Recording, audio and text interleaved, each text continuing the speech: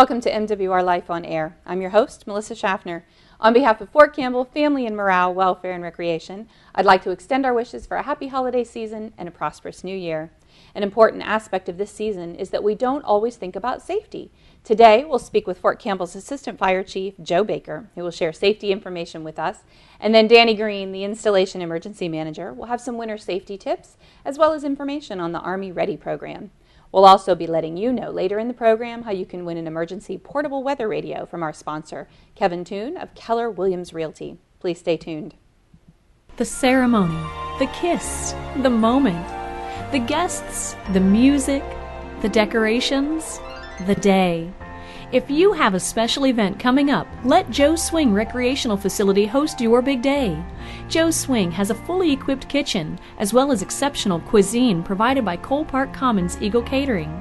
Seating and tables are available for up to 200 people. Plenty of comfortable space for all your decorations and guests. With a state-of-the-art lighting and audio system, your event or party can get started right away with ease.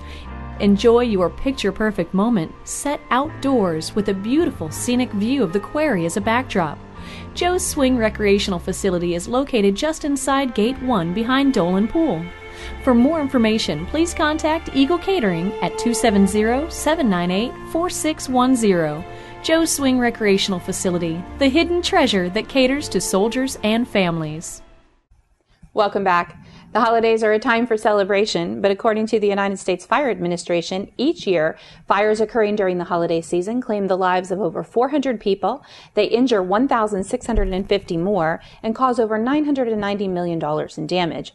To help bring awareness and prevention to this issue, we've invited the Fort Campbell Assistant Fire Chief, Joe Baker, to join us today. Welcome to the show, Joe. Well, thank you. I appreciate being here. This is a really important time for you to be visiting us because the holidays are a happy time, and issues that are caused by fire mishaps can really ruin that for us. Right.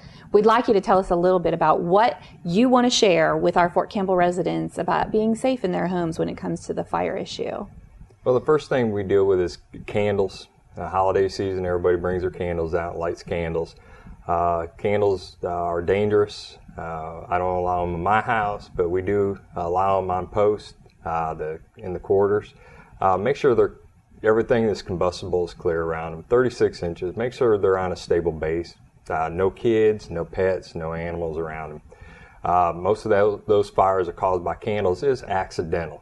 The candle gets knocked over unknowingly, and it causes the fire. You know, there's lots of alternatives to getting that holiday scent in your home. There's air fresheners, and there are wickless or, fireless candles like Scentsy out there, so you can get that smell without having an open flame. Well, sure you can. You just have to be careful because, like on the Scentsy burners, the light bulb heats up the wax.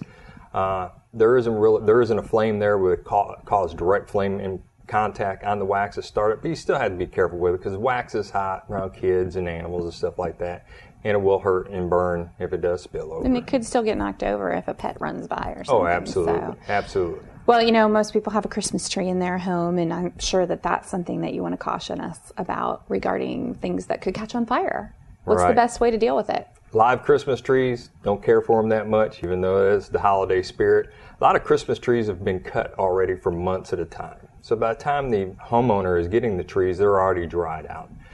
You have to get your tree, get it in some water as soon as you get it back to the house. Cut about an inch off the bottom of it. Put it in some water, even though if you're not even going to put it in the stand, if it's sitting out in the garage. Monitor the needles. Make sure the needles are staying on the tree. If they're starting to get dry and fall off, then you know it needs water, or you need to go ahead and start getting rid of that tree. Incandescent lights. We're getting away from incandescent lights. We're going to LED lights, but still people have incandescent lights. If you have a dry Christmas tree and hot incandescent lights, there's where we have problems. Always look at your lights and make sure the cords aren't frayed, they haven't been broken, the light bulbs aren't broken, and all the sockets have a light in them. Any of those things could cause a spark or something that would set that live Christmas tree on fire. What's the difference between the LED lights and the incandescent lights as far as fire is concerned? It sounds like you're more approving of the LED lights. Yeah, the LED lights are a real low heat light. They're a light emitting diode we've been using them for years, but we haven't put them in a consumer use. The little red lights that are on your smoke detectors and stuff, we've had those on there for years. That's an LED light. They're no heat to them, and they last a long time. Operating an LED light strand is 15% cheaper than incandescent lights. The initial cost for LED lights is more expensive, but the operation cost over the years dramatically goes down. They're cool to the touch. They're not going to burn you. That sounds like it's a better option than, you may make the investment up front, but over time it does pay for itself, and it's certainly better safety-wise. What are some other things that concern you during the holidays besides our Christmas trees and our candles? Cooking. Oh, okay. Everybody's cooking at the holidays. Everybody's cooking in the holidays. The number one cause of fires on Fort Campbell's is unattended cooking. Not even the candles, top it. Unattended cooking, you have to maintain awareness of what you're cooking at all times in the kitchen. We know that the family's over, we're cooking the big meals, the kids are running around, the dog's jumping on the counter and everything. But you have to maintain awareness of what's going on in the kitchen. Don't leave anything cooking in the kitchen. Walk away, talk on the cell phone, talk to the neighbor, get on the computer. It only takes a couple minutes. Everybody says, oh, I was gone only for a second. Well, that second is when it starts. To ruin a whole holiday because of one incident of an unattended cooking really puts a dampener on everything. So things can catch on fire very quickly in the kitchen because there's so many things that are flammable? Yes, absolutely. A lot of people put things around their stove, the decorations, pot holders, and stuff like that. What we do is we declare a kid-free zone, especially when the pots are on top of the stove. Got to turn those handles around. Turn those handles on the inside, absolutely correct. Keep the towels away from the stove tops. Watch your oil. If you're going to deep fry something, watch the temperature, monitor the temperature with a thermometer on the oil. There are some deep fat fryers now that have lids that close too. Is that a better option? Yes, that is a better option. The commercial deep fat fryers are the best option. Setting the pot on the stove, filling it full of oil, and wait until it crackles and then put your food in, that's the worst thing you could do. The old school way. The old school way. Now you have a room contents fire. Well, okay, let's assume that we didn't listen to your warnings and, oh my goodness, something is on fire in our kitchen. What should we do? Each quarters has a fire extinguisher inside the quarters right now. The fire extinguisher is designed for your safety only, to get you and your family out of the quarters. If you're going to be cooking open grease, have the lid to that pot close by. Don't put flour in it. That was the old school way to put flour in it. Flour catches on fire. It becomes a dust. Once you throw it on there, it can catch on fire. So don't do it with the flour. Don't do it with the flour. Have the lid, or even baking soda is a little better. The fire extinguisher, if you feel comfortable operating the fire extinguisher, by all means operate the fire extinguisher. Do not put water inside of a grease fire. Worst thing you can do. And once it's out, turn the heat off and leave it there. Do not try to move that outside. Just leave it on the stove.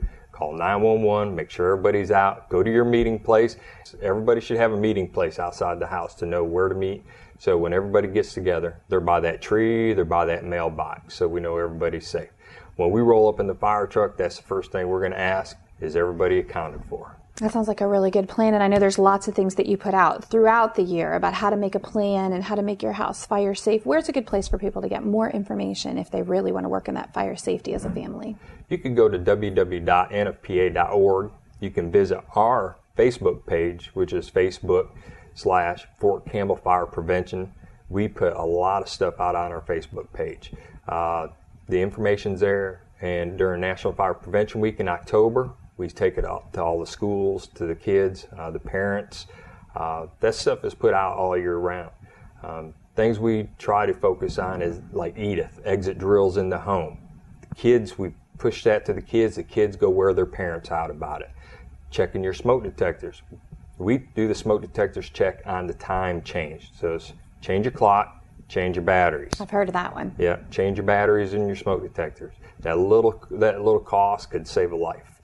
Always check your smoke detectors, check them monthly. Push the button, it'll go off. It's not a timer for when people are cooking.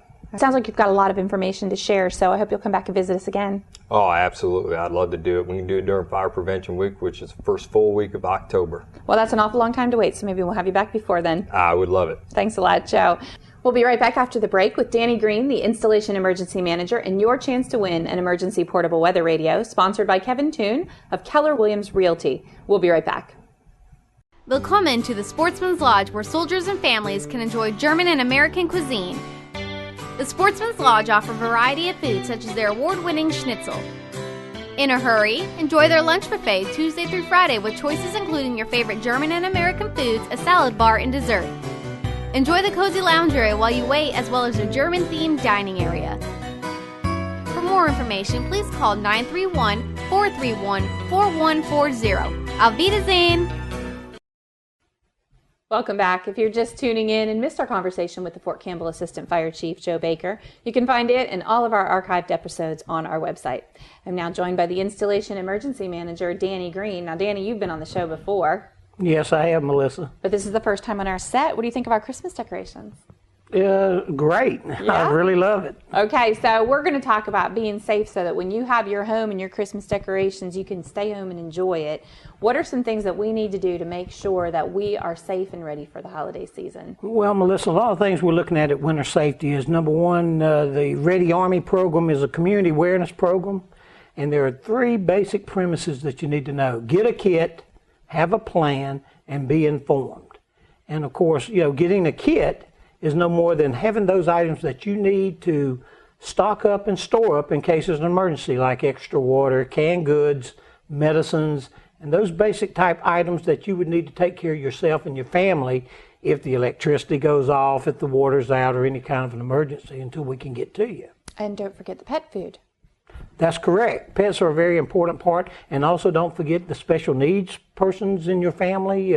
Everyone needs to be taken care of. So basically, you want to make sure that you have a Rubbermaid tub or something like that with all these things in it, and that's your kit. That's correct, but just don't forget you need blankets, and make sure you got all your paper products and anything else that everyone needs just to survive. Toys for the kids. Games and puzzles. Keep kids saying, well, Mom, Dad, when are the lights coming back on? When is the power going to be here? Absolutely. Let's pretend like it's the old days doesn't last very long, does it? And then they want to know, why can't they play their PlayStation? So what's the next step after we've gotten the kit? Well, you need to have a plan. And a plan is, you had Chief Baker on the program, and a plan is that we've got to have meeting places established both outside your home and, if there's an incident or some kind of a winter storm or something that comes up, that people have places where they can go to automatically. When winter storms and they close schools where some parents are working, so you need to be able to get a hold of those people. If you can't find your mom or dad, then you should have designated places where you can go and they can find you. That's a really good idea, especially in light of some recent, large-scale emergencies when people couldn't contact or cell phone communication goes down. It can be any number of things. If you have a plan in place ahead of time, everybody's going to know where their loved ones are. What's the last step? Being informed. That's no more than being aware of what goes on in your environment. Where we are now, we're notoriously known for having ice. Mm-hmm. We have tornadoes here, which are really bad. And of course, something that no one wants to talk about, but a lot of us think about, is the New Madrid earthquake. So we've been doing a lot of exercises in those areas, but being aware of what is going on, listening to your TV and radio, and getting that information is the best thing you can do to be aware. I bought a weather radio a few years ago, and it's really been helpful in keeping me informed about when's the time to get in that safe place, the closet inside the home or the bathtub. I'm sure there's a lot of instructions and information out there. Where's a good place for people to look for these kinds of ideas? Well, actually, there are a lot of places. Red Cross, the FEMA website, Homeland Security, and of course, on post, we have our DA-PAM 500-1, which just, it talks about all those emergencies that we have here, and it gives you a general idea of what you need to do and how you need to take care of yourself until someone can get to you. I know there's some more specific details about the kind of things that you'd like to put in that kit. We have all those processes in place. All you got to do is just be able to go out there and look at it. How simple is that? Now, a lot of people travel at the holidays to see family and friends. What about traveling safety? Are there some things we should do before we set out on our journey? Well, the same thing. You need to have a kit, an emergency kit in your car, and that's no more than putting some blankets in the trunk, making sure that you've got some of those extra games, making sure you have kitty litter or bags of sand, maybe a shovel if you need one just to put in there. Just things that if you get out there and you get stuck or something, these items might help you, at least to survive until someone can get to you. Maybe a couple of bottles of water, too, might be a good idea. Yes, water is very important. And you need to have that when you're traveling, because a lot of people really don't think they need to drink. And during the colder months, really, you dehydrate just as fast as you do in the summer. That's good advice. So I've got some things here with me today that are important for putting that, emergency kit together. Now, I bought one of these a few years ago, and I know it's really been helpful, especially during tornado season. But what's the importance of having one of these, Danny? Why should we have a portable weather radio? Well, just like anytime you got storms coming in or any kind of weather reports, that weather radio will go off at the same time that NOAA sends out weather reports and warnings and watches. And it's a good thing. Sometimes it's a bothersome thing, especially when you got a lot of storms in the area and it's always going off. People want to go in there and hit the button and cut it off. But it is a good warning, especially like if you have a tornado coming. Early warning is the quickest thing that we want to do. The more warning you have, the more times you have to get out of the way and to get into a safe place. Now, when is tornado season in this area? Well, we look at March through May, but with the wind and the weather conditions like they have been the last couple of years, we've been having tornadoes in January.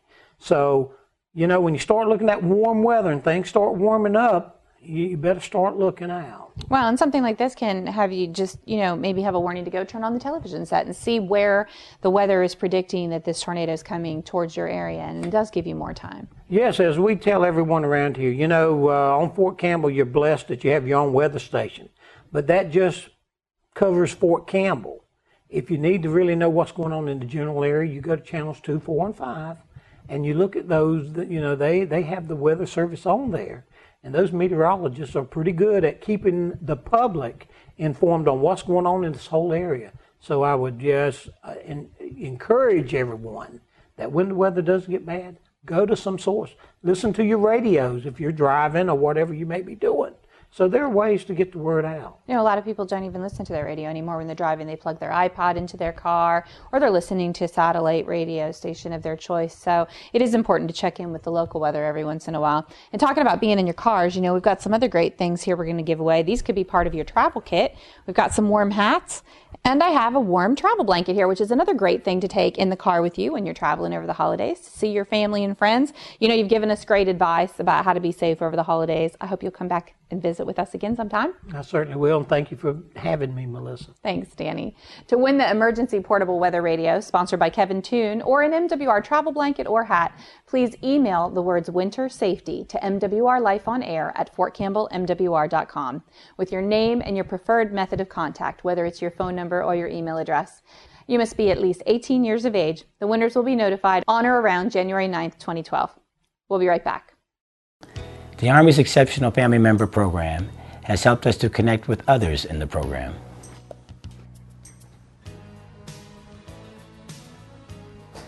As a brigade level commander, I've been able to advance my career and focus on the mission. I am confident that the Army cares about my daughter and takes some of the stress off my wife. Sometimes it's easy to forget about yourself when you're taking care of someone with special needs. The Exceptional Family Member Program offers services such as support groups and respite care.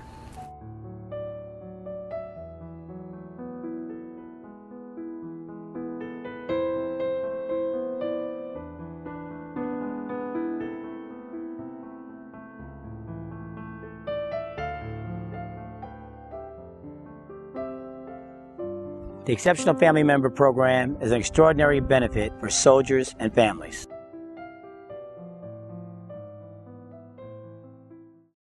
Welcome back, and thank you for watching MWR Life on Air. If you'd like more information on family and MWR events and activities, you can check out our website and Facebook page, pick up the latest copy of the MWR Family or Single Soldier Life magazines, or call our 24-hour recorded information line. You can join our text club by texting MWR to 68683, or you can tune into The Bone Show every Friday morning at 8:30 a.m. on Clarksville's radio WJZM 1400 a.m. Don't forget to email us at MWRLifeOnAir@FortCampbellMWR.com to win this emergency portable weather radio, sponsored by Kevin Toon, or an MWR travel blanket and hat. I'm Melissa Schaffner. Thanks for watching MWR Life on Air. We're supporting soldiers, families, retirees, and civilians with quality of life events and activities. We are your network of services, and we're wishing you a happy and safe holiday season. We'll see you next week.